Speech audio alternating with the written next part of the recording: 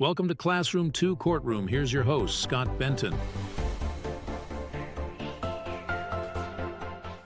Hey everyone, Scott Benton here. How are you? I'm the host of the Classroom to Courtroom podcast, where we help you easily transition from law school student into your professional career as an attorney, and where we like to make the practice of law fun. Now, today we're going to take a look at following billing guidelines and firm policies. Are you a law student or recent graduate waiting for admission to the California bar and eager to gain real-world legal experience? Join the Legacy Lawyers' coveted associate programs in sunny Southern California. Our hands-on spring, summer, and fall programs provide opportunities to dive into high-stakes probate litigation. If you aspire to litigate and thrive in an America First culture that values God, family, and country, we want you on our team.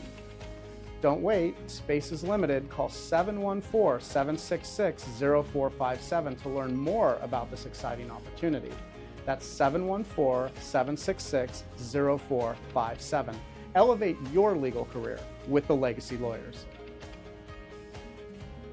Today, in order to help assist your overall use of the success cycle, as far as the logging time portion goes, we're going to take a look at following billing guidelines and firm policies. So what is the role of billing guidelines in a law firm? Now, there's a critical role that billing guidelines and firm policies play in running an efficient legal practice, and they're all pretty important to know and practice as quickly as you can when you first join a law firm.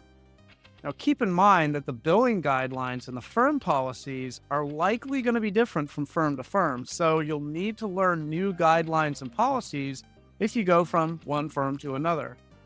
In any case, you really want to adhere to the firm's specific rules on billing, including the use of proper terminology, billing discounts, and clear time entries and how those are all written.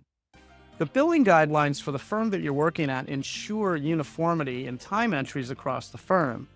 So, since you're probably not the only person entering time entries, it means that you want to find a way to make them all consistent and fairly uniform.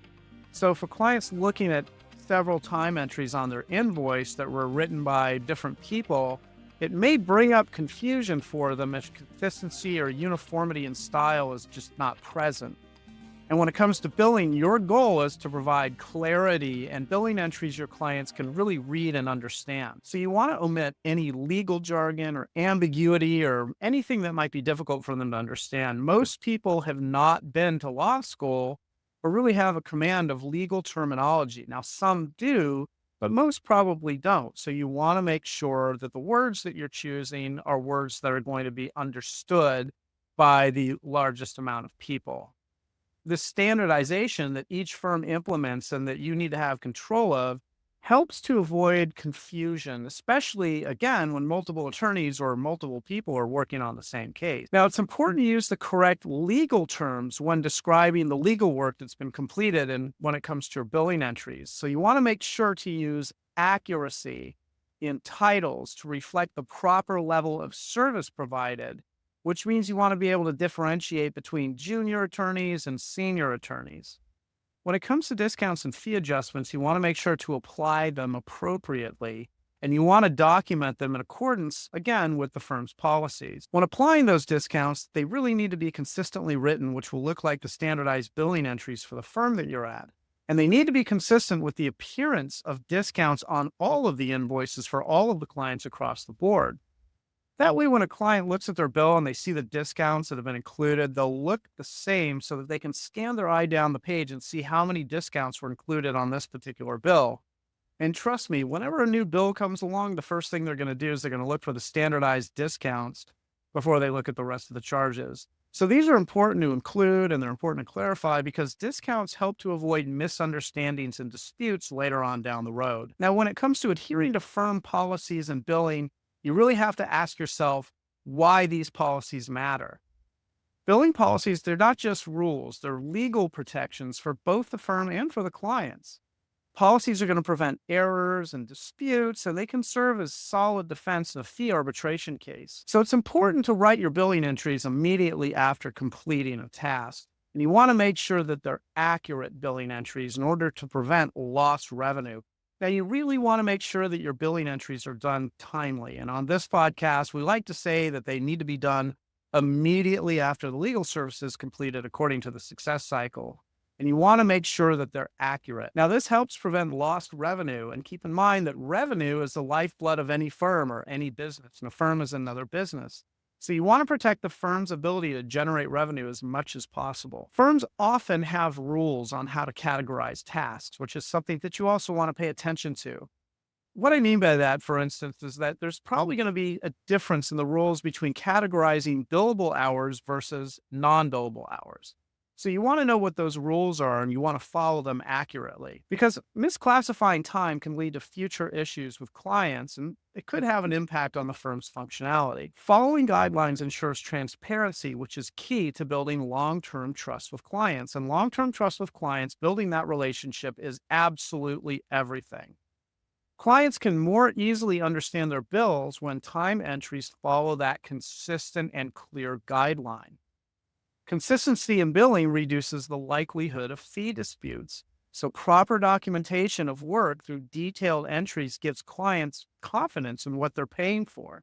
They want to be able to trust that you're doing the work that you're doing for them in a way that they can see and read and understand on that billing entry, which you will be able to control by writing them in a clear manner. So you want to make sure the way that you document your legal services and your time entries matches what's reflected in the firm's guidelines, which is only going to enhance the clarity and it's going to reduce errors. Precise logging of time spent performing legal services based on the firm's policies helps provide a clear record for both billing and future reference.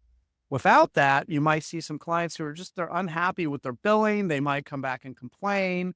They may decide to file a grievance with the state bar and take you to a fee arbitration hearing. And the problem with fee arbitration hearings is that even if you have all the documentation, even if you're set up properly to win the argument, it means that you still lost an entire day of productivity, which means that your billing is down, which means that you're not able to reach your minimum billable hourly requirement for that week, which means that you just might not possibly get your bonus down the road. So you can see how important it is just for everyone to make sure that your billing entries are always clear, precise, and on point.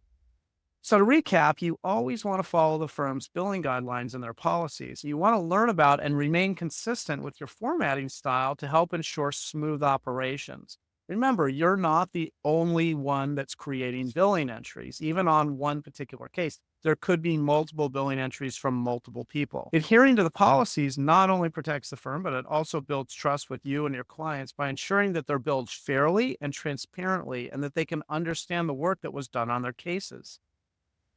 I'm Scott Benton. I'm the host of the Classroom to Courtroom podcast. Thank you so much for hanging out with us on this episode.